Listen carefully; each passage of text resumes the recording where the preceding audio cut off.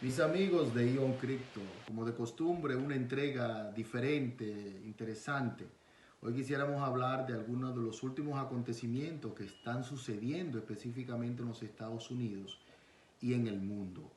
Debido a la crisis actual que ha sido provocada no solamente por el coronavirus, sino también por una serie de políticas monetarias y geopolíticas totalmente desastrosas de la administración actual y también de cómo el mundo ha comenzado a seguir por esos estamentos ideológicos de culto del cambio climático, de la cancelación de la cultura, de ir en contra específicamente del género real de las personas, si somos hombres o si somos mujeres, de adoctrinar a nuestros hijos a que sigan una corriente de pensamiento y no enseñarle lo que debería enseñarse en las escuelas, que es matemática, aritmética, álgebra, ciencia, física, química, naturaleza, cosas así. Y no involucrarlo en temas muy de adultos que muchas veces confunden más a los niños que lo que hace realmente. Así que quisiera también utilizar esta entrega en el día de hoy para poder aclarar algunos términos que muchos de nuestros youtubers y mucha gente a veces utiliza de una forma equivocada y dan información que más bien en vez de ayudar lo que hace es que confunde más. Así que tenemos en los Estados Unidos ahora mismo una demanda por el Departamento Judicial en contra de Google por el monopolio digital que han logrado a través de sus anuncios y de sus publicaciones que hacen, comprando empresas que podrían competir con ellos, y esto ha traído como consecuencia de que muchas veces estas emporios o estas empresas de tecnología están arropando el mercado mundial y lo están haciendo con censura, con bloqueo, con monopolio y con malas prácticas comerciales para mantenerse en el poder y seguir sirviendo a una comunidad, a un consumidor cada día menos enterado de lo que está sucediendo, más censurado y sobre todo más adicto a esos algoritmos, porque ese es el objetivo, poner personas adictas a esos algoritmos para de alguna forma u otra mantenerlo fuera de lo que es la realidad actual en la que estamos viviendo, de tantos caos y de tantos problemas económicos. Y por eso me atrevo a decirle esto. También la Reserva Federal en los Estados Unidos, en unos 2 días atrás más o menos, se ha puesto a analizar de que estamos técnicamente en una recesión y ha dicho que va a tener una especie de trabajo, sobre todo menos agresivo en subir los intereses de la deuda. Y esto es un mensaje que debemos recibir cuando hoy, en el día de hoy, tenemos hipoteca a 30 años con 6.5% de intereses anual. Cuando hace aproximadamente unos 22 meses, la hipoteca mayor que usted pagaba era un 4%, no importando si tenía o no buen nivel de crédito o buen nivel de endeudarse en los Estados Unidos.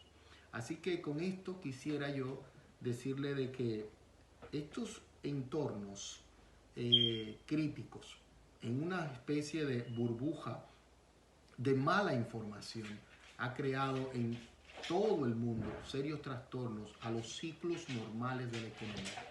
Y este término de que la inflación es estructural, no es cíclica como la conocíamos anteriormente, o sea que anteriormente se iba agregando poco a poco los problemas y se generaba una inflación de 3, 4, 5, 6% y se podía controlar con un incremento de los intereses de la deuda y volvíamos a estado normal. Pero ahora tenemos un tipo de inflación estructural diferente por malas políticas monetarias y también por una escasez de la demanda. O sea que voy a explicar estos términos con mayor profundidad, tanto de lo que es una inflación como lo que es una deflación, para que no haya ningún tipo de confusión en el futuro inmediato para todos ustedes. Y con este objetivo, decir realmente cómo nosotros podemos hacerle frente a lo que viene en 2023 y 2024.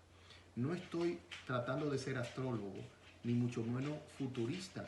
Lo que quiero es, o futurólogo, lo que quiero es decirle a ustedes lo que está pasando.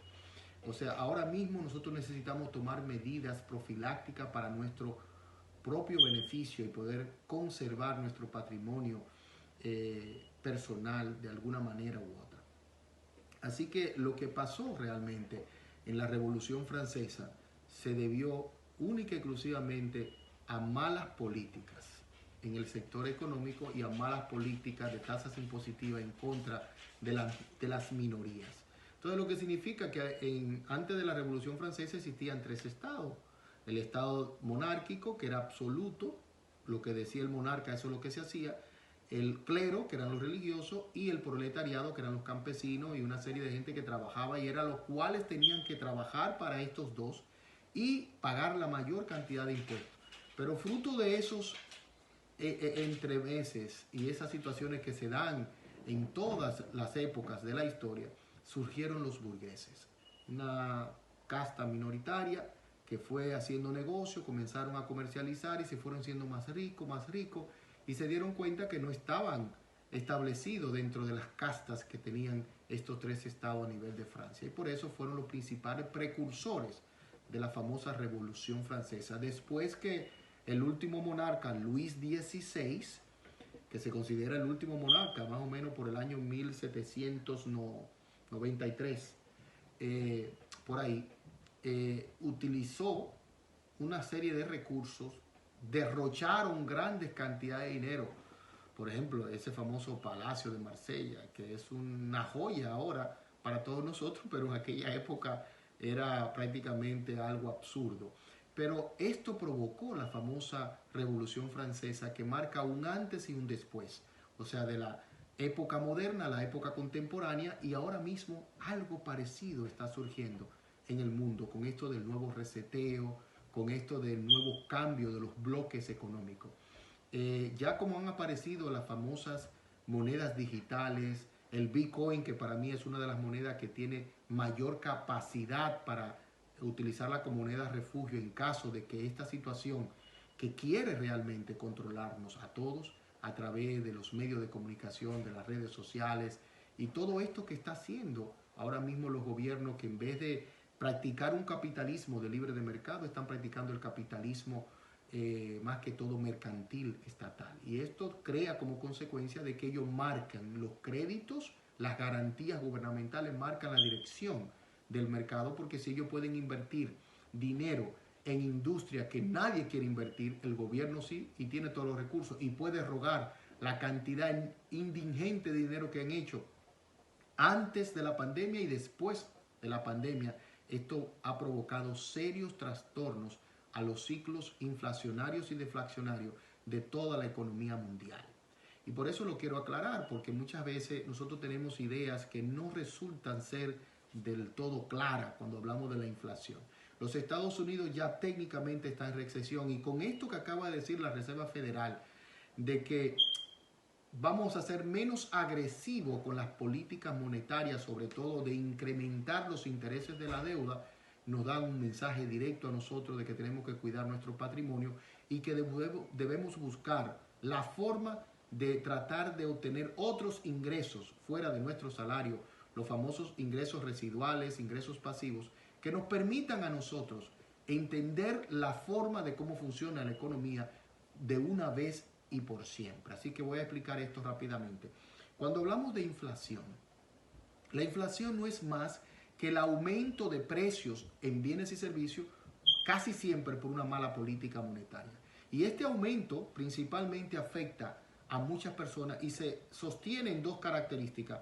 Una parte que se sostiene en la parte estacional.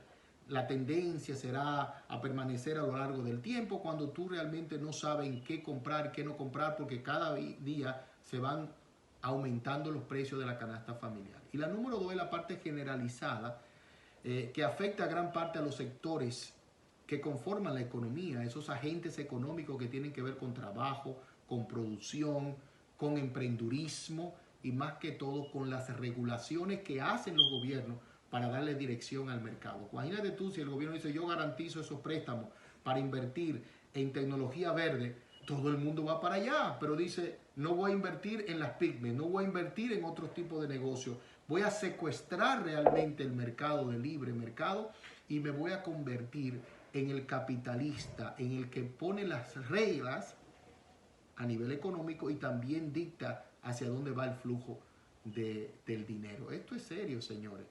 El incremento de los precios puede tener diferentes causas. Y mucha gente no lo entiende esto cuando hablamos de las diferentes causas que pueden tener esto de la inflación. Lo que hace que tengamos una inflación, en este caso estructural, que se va agregando valor a medida que van pasando los tiempos. Porque si ahora mismo en los Estados Unidos decimos que tenemos 7.1 de inflación, pero eso no se refleja en el sector energético ni en el sector alimentario. Porque cuando tú vas a los supermercados, tú ves que el producto que menos subió un 15%.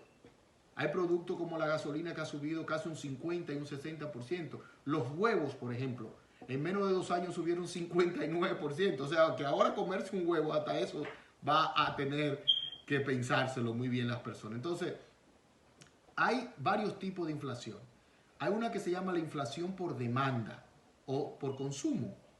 Esta ocurre cuando la demanda de productos o servicios se incrementa y los productores no pueden hacerle frente a este aumento porque primero no tienen materia prima, segundo no tienen la capacidad de distribuirla y tercero, los costos de producción son más altos que lo que ellos pueden manejar. Y esto es serio.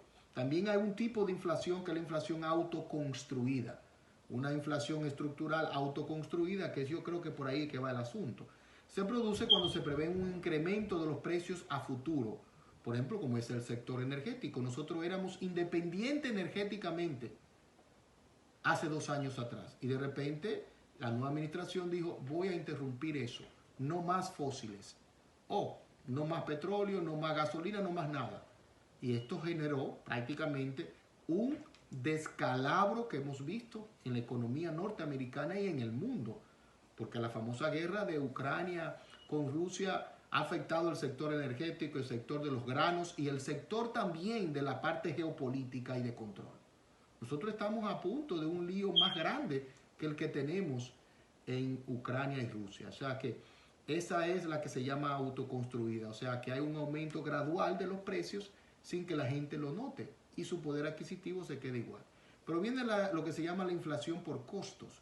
Cuando, fruto de la pandemia, hubieron muchos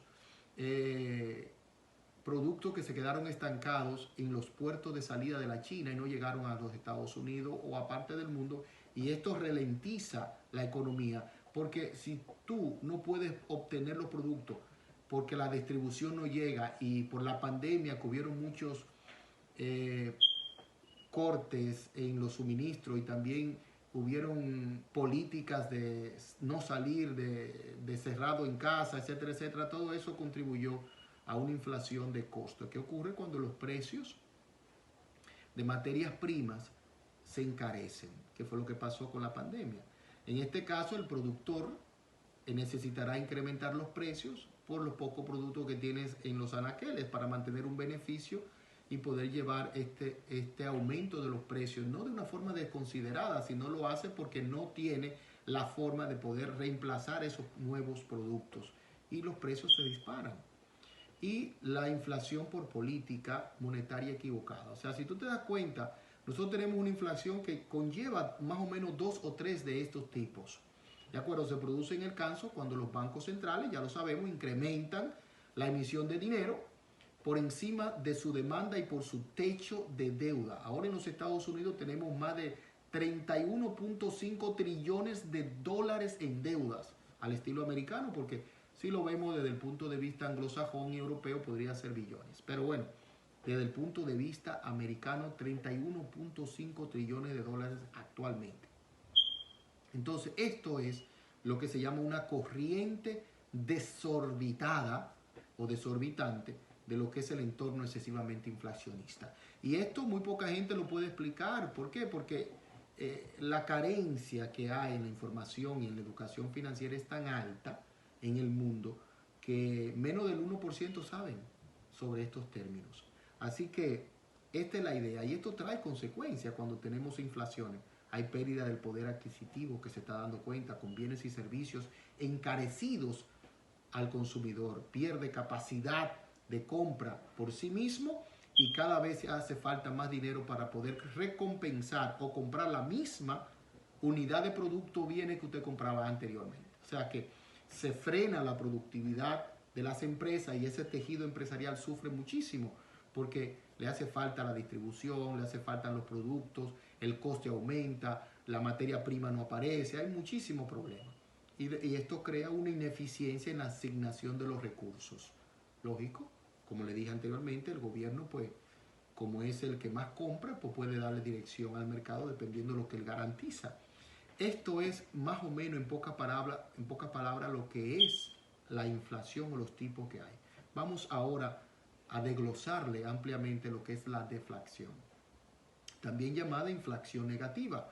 Durante un periodo de deflación, los precios descienden con las mismas características que en el caso de la inflación, es decir, de una forma continua y generalizada. Este descenso de los precios de los bienes y servicios puede tener diferentes causas, igual que la inflación. Y estas podrían ser insuficiencia en la demanda. O sea, la gente no pide más productos porque no tiene los recursos para pagarlo. Normalmente ocurre esto cuando hay recesión, y es lo que podría estar viendo desde la Reserva Federal, que ya estamos técnicamente en recesión. Porque las depresiones económicas es lo mismo. Los consumidores no tienen capacidad de gasto, porque lo que demandan de bienes y servicios están a unos precios que ellos no lo pueden adquirir. Entonces, el exceso de oferta, en este caso, de los productos, se ve obligado a reducir los precios para poder vender los productos que tienen en almacén, y sobre todo si son productos perecederos, que tienen un tiempo de caducidad. Entonces se sufre lo que se llama una acumulación en el stock o en los anaqueles, y hay que salir de ello de alguna forma u otra, porque la economía es cíclica y está en movimiento constantemente. A nivel teórico, esto suena muy bien y se entiende fácil, pero a nivel práctico hay otros peligros que intervienen. Por ejemplo, crear el famoso ciclo vicioso. Demanda, disminución de los precios, ahí se crea una demanda contra la oferta, caída de beneficios. En las empresas se reducen los costes de la misma empresa por falta de materia prima, y hay un recorte abismal de empleos. O sea, hay caída en la demanda y por eso se llama deflación. Entonces, la reducción de la actividad económica se restringe, se contrae.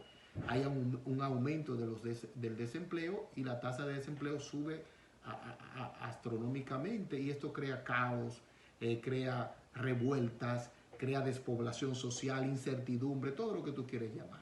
Por eso es importante conocer claramente cómo tú inviertes tu dinero, cómo tú ajustas tu dinero a un perfil de riesgo, de cómo utilizar técnicas que nosotros conocemos para que tú puedas hacer las cosas mucho mejor. En todo el mundo y en todas las crisis siempre hay oportunidades. Lo que pasa es que la mayoría de la gente no le da profundidad a la investigación, ni mucho menos a los análisis que hacen. Hay que ser riguroso en eso para que tú puedas de alguna manera u otra tener buenas posibilidades a nivel probabilístico para ganar dinero, porque no somos futurólogos, ni astrólogos, ni adivinadores. No. Somos financistas y economistas tratando de interpretar cómo se van a mover esos ciclos a corto, a mediano y largo plazo. Porque la mayoría de los seres humanos, de alguna forma u otra, siempre hacemos lo mismo constantemente. Consumimos lo mismo constantemente, y por eso es que hay cierto nivel de poder predecir con cierta claridad lo que la gente de alguna forma u otra está consumiendo. En el caso mío, yo me preocupo mucho por entender la claridad en contra y obviar, por decirlo de alguna forma, la precisión. Porque la precisión es muy difícil determinarla cuando hay tantos agentes que intervienen en una economía como es la economía mundial.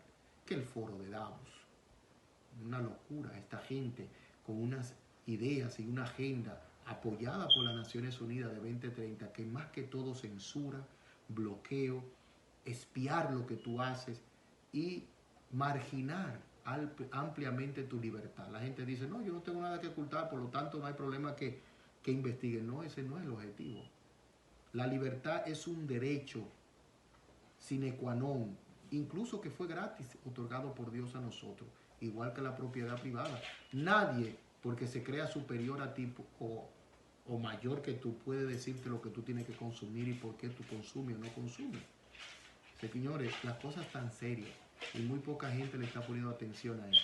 Si usted no me cree, vaya por su barrio o donde usted se tome tu café y le pregunte a la persona qué significa CBDC. Las famosas moneda digital centralizada por los gobiernos para poder controlarlo todo en el mundo. Y ya se están haciendo pruebas como en la India, el rupee digital, como en Japón, como en Nigeria. China lo puso, el yuan digital, a funcionar ahora en los Juegos Olímpicos de invierno. Y tantos países, ahora se dice que ya Europa está tratando de comenzar su famoso euro digital. Todo esto es posible. Así que Dios nos coja confesado a todos y nos ayude a entender mejor cómo podemos cuidar nuestras inversiones, nuestro dinero y nuestras finanzas. Hasta pronto y hasta otro nuevo ensayo con ustedes. Muchísimas gracias.